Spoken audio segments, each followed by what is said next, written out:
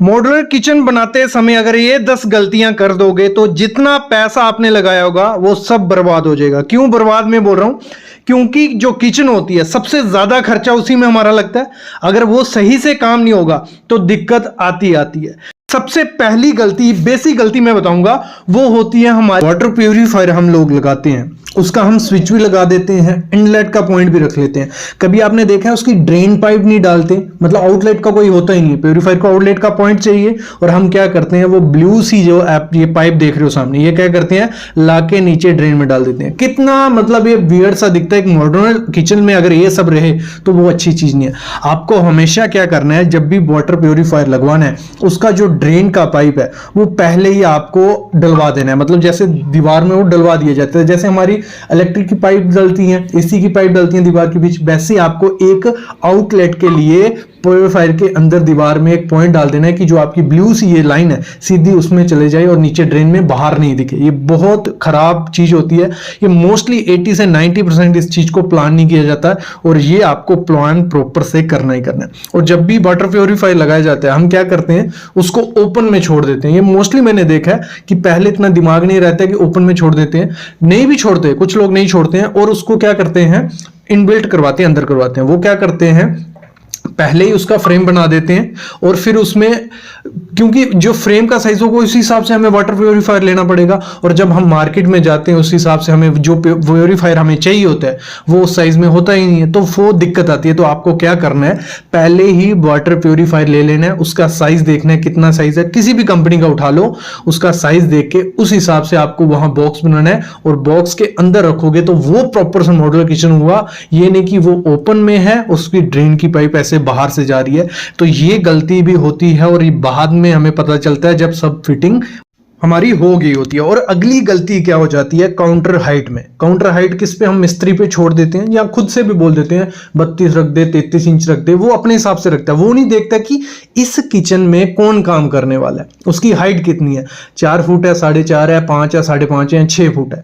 वो हाइट पे डिपेंड होना चाहिए आपके काउंटर की हाइट। नहीं तो दिक्कत क्या आती है, जब वो काउंटर पे हाइट ज्यादा होगी या कम होगी, जो काम कर रहा होगा ना उसे हमेशा दिक्कत रहेगी, उसको कमर में दर्द रहेगी, नेक में दर्द रहेगी, क्योंकि उसको झुक के काम करना पड़ेगा, तो वो दिक्कत रहती है। तो हमेशा आपको जब भी काउंटर की हाइट आपकी रखनी है वो प्रॉपर से रखनी है। किसके हिसाब से, जो आपकी किचन में वुमेन या जो भी काम करने वाला है मैक्सिमम टाइम। तो देखो हाइट आपको इस तरीके से रखनी है, जब आपका जो भी मेंबर होगा जो घर का काम करेगा वो 4-4.5 फीट से 5.2 फीट का होगा, तो आपको काउंटर की हाइट रखनी है 30 से 33 इंच। अगर 30 से 33 इंच रखोगे उस आदमी के कमर में दर्द भी नहीं होगी और वो अच्छे से काम कर सकता है। अगर उसकी हाइट होती है 5.2 इंच से 5.8 इंच तक, तो उसकी जो काउंटर की हाइट आपको रखनी है वो रखनी है 33 से 36 इंच।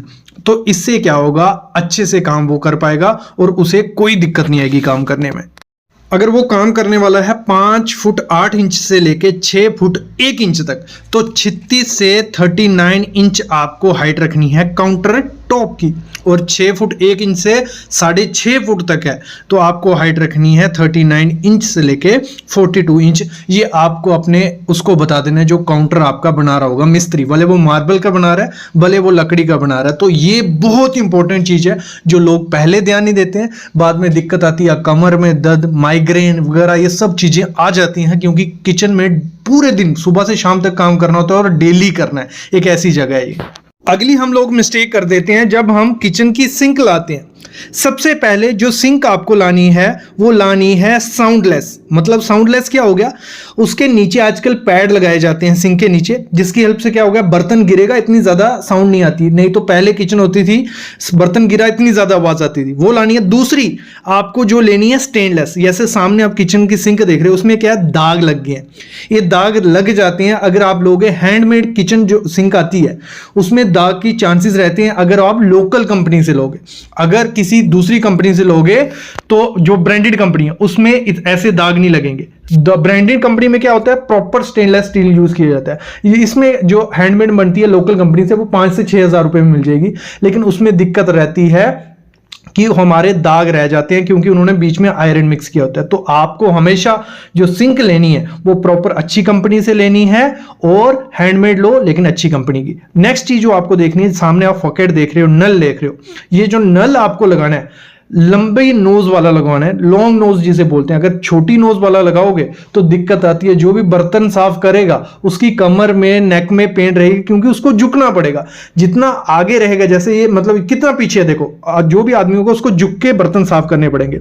तो हमेशा आपको क्या करना है, लॉन्ग नोज रो और दो पॉसिबल हो दो फॉकेट रखो। जैसे ये सामने देख रहे हो, एक हाथ से खींच के बर्तन धो सकते हैं, दूसरा लॉन्ग नोज होगा तो पानी गिरता रहेगा, सीधा खड़े रह के भी प्लेट रख के साफ हो सकता। तो ये दिक्कत रहती है, मिस्टेक होती है, हम उस दौरान ध्यान नहीं देते हैं, आपको देना ही देना है। चिमनी जब हम लेने जाते हैं, हमें कोई आइडिया नहीं कि कौन सी चिमनी लगानी है, हम कोई भी चिमनी लगा देते हैं तो वो दिक्कत हमें देती है। क्योंकि दो टाइप की चिमनी मार्केट में आती है, फ्लैट चिमनी जैसे सामने देख रहे हो, ये है इंक्लाइन चिमनी।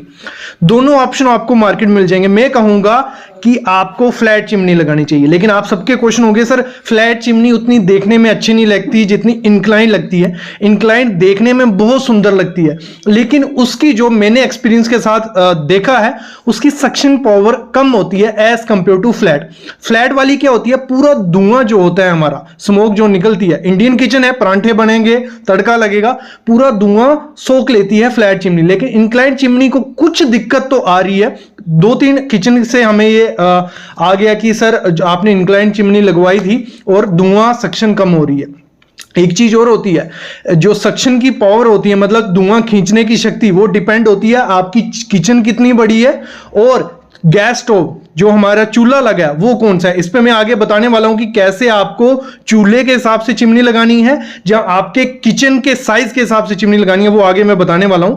लेकिन हमेशा एक चीज ध्यान रखना, जब भी आप चिमनी लगाओ, भले इंक्लाइन लगाओ जैसे सामने दिख रही है, भले फ्लैट लगाओ, उसकी जो हाइट होनी चाहिए, मतलब चूल्हे से हाइट 600 से 700 mm, मतलब उससे ज्यादा अगर वो होगी तो वो सक्शन अच्छे से नहीं करती है, धुआं अच्छे से नहीं खींचती है। तो ये आपको जो जगह रखनी है वो 2 फुट रखनी है। कितनी? 2 फुट, या उससे कम ना, इससे ज्यादा नहीं। दिक्कत आती थी फ्लैट चिमनी में, सर लगता था, तो इसलिए इंक्लाइन चिमनी आई, लेकिन इंक्लाइन चिमनी हमारा धुआं खींच रही नहीं है। लेकिन अभी हम चेक करते हैं कैसे रखना है। पहले तो आपको जब चूज करनी है, जो आपके बर्नर्स रहते हैं, गैस जलने वाली है उसके हिसाब से करनी है। अगर 2 से 4 बर्नर आपकी गैस सिस्टम में है तो आपको 60 सेंटीमीटर चाहिए। कितनी? 60 सेंटीमीटर, और जिसकी कैपेसिटी हो 1200 MQ पर और ऑटो क्लीन वाली, ये सो जो पहले सामने नंबर देख रहे हो। अगर 3 से 5 बर्नर उसमें है तो आपको चाहिए 90 सेंटीमीटर वाली, जिसकी कैपेसिटी हो 1200 MQ पर और के हिसाब से। ये होती है, मतलब कैपेसिटी बहुत इंपॉर्टेंट चीज होती है। कैपेसिटी आपके किचन के हिसाब से भी होगी। अगर सही कैपेसिटी की आप चिमनी यूज नहीं करोगे, चूज नहीं करोगे, तो आपके किचन में धुआं ही धुआं रहेगा, बहुत खराब दिखती है। एक तो ओपन किचन रखी होती है लोगों ने, और जब धुआं पड़ता है, क्योंकि इंडियन जो घर का खाना बनता है जिस हिसाब से, उसमें धुआं रहेगा ही। सुबह परांठे बनेंगे, तड़के लगेंगे, तो उसमें धुआं रहता ही रहता है। जो चिमनी का कॉन्सेप्ट था वो फॉरेनर का था मोस्टली, तो वहां पे इतने तड़के वगैरह, परांठे वगैरह नहीं बन रहे। लेकिन जब इंडिया में आई तो हमें कैपेसिटी देखनी पड़ती है, उसकी हाइट देखनी पड़ेगी, कितनी हाइट पे उसको लगाना है, और भी चीजें। अभी मैं बताता हूं आपके किचन के साइज के हिसाब से कितने MQ की आपको चाहिए होगी। देखो, इसको सिंपल में समझो। अगर आपकी किचन है स्मॉल कितनी हो गई? 100 स्क्वायर फीट की, मतलब अगर 10 बाई 8 की है तो कितना हो गया? 80 स्क्वायर फुट। तो अगर 100 स्क्वायर फीट की है, तो अगर 700 से 1000 MQ पर और की है तो सही है, मतलब आपको मार्केट में मिल जाएगी 1100 MQ पर और से मिल जाती है। तो वो स्मॉल किचन में। अगर नॉर्मल किचन है 100 से 200 स्क्वायर फीट है तो 1000 से 1200 MQ पर और, ये बोल रहे हैं दुकानदार को। अगर लार्ज है, मतलब 200 स्क्वायर फीट से ज्यादा है आपकी, मतलब 20 बाई 10 की किचन है या 20 बाई 12 की किचन है, बहुत बड़ी किचन हो गई, वो ओपन में लोग रखते हैं, तो आपको 1200 से 1500 MQ पर और के हिसाब से उसकी कैपेसिटी लेनी है। अगर इतनी कैपेसिटी की लोगे, आपके किचन में धुआं नहीं रहेगा। ये ध्यान पहले नहीं दिया जाता। जब घर में खाना बनने लगता है, जब धुआं ही धुआं पूरे घर में होता है, तो ये दिक्कत आती है। उसकी हाइट भी ध्यान रखना, और लेने से मैं कहूंगा फ्लैट ले लो, बहुत अच्छी दिखती है, कोई दिक्कत उसमें नहीं है। इंक्लाइंड लेते हो तो ये चीजें ध्यान देना ही देना, उसकी सक्शन कम होती है, मैं अभी भी बोल रहा हूं।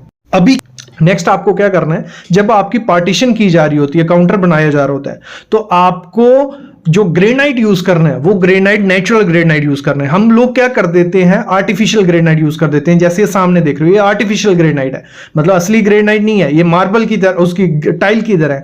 और थोड़े टाइम बाद क्या होगा, ऐसे स्क्रैच आ जाएंगे। ये सामने स्क्रैच देख रहे हो, ये आर्टिफिशियल जब हम ग्रेनाइट लगा देते हैं ऐसे स्क्रैच दिखते हैं, तब ये बहुत चमक रहा होता है। और विद इन मंथ क्या 15 दिन बाद ये ऐसी हालत हो जाती है। तो आपको हमेशा क्या करना है, नेचुरल ग्रेनाइट लगाना है। आपको 150 से 170 रुपए पर स्क्वायर फीट मिल जाएगा। नेचुरल ग्रेनाइट लगाओगे, लुक भी अच्छी रहती है, पूरी उम्र रहता है, ना उसमें स्क्रैच आते हैं, ना टूटने का डर होता है। तो आपको हमेशा वो चीज करनी है।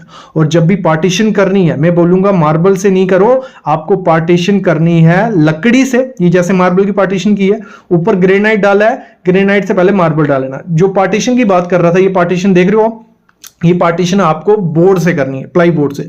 इससे फायदा क्या है, इससे फायदा ये होगा, जो आपके चैनल रहते हैं ना, तो आपकी जो जाली ट्रॉलीज रहती हैं उनको अंदर बाहर करना है। अगर आपने लकड़ी के लगाए होंगे, आपकी ट्रॉली लूज नहीं होगी, हमेशा फिक्स रहेगी जैसे पहले दिन थी लास्ट दिन तक। लेकिन अगर मार्बल में ये ट्रॉलीज लगाते हो, चैनल लगाते हो, 1-2 महीने बाद वो लूज हो जाती हैं और दिक्कत आती है। और आपको हमेशा ट्रॉलीज कौन सी यूज करनी है, ये सामने इनोटेक वाली करनी है, जो पीवीसी प्लास्टिक की रहती है। जैसे एसएस और प्लास्टिक को मिक्स करके ट्रॉलीज बनाई गई हैं, तो ये इनका वेट कम होता है, तो चैनल अच्छे से चलते रहते हैं। लेकिन जो स्टेनलेस स्टील की जालियां आती हैं, वो लगाने से होता क्या, वो भारी होती हैं, थोड़े टाइम में चैनल लूज हो जाते हैं और आपकी ये लग पड़ती हैं। तो ये चीज भी आपको पहले ही ध्यान देनी है, नहीं तो दिक्कत आएगी ही आएगी। चीज करनी है जब भी आपको किचन बनानी है ना, तो इंडियन किचन है यार, तड़का लगना है, परांठे बनने हैं, धुआं होगा ही होगा।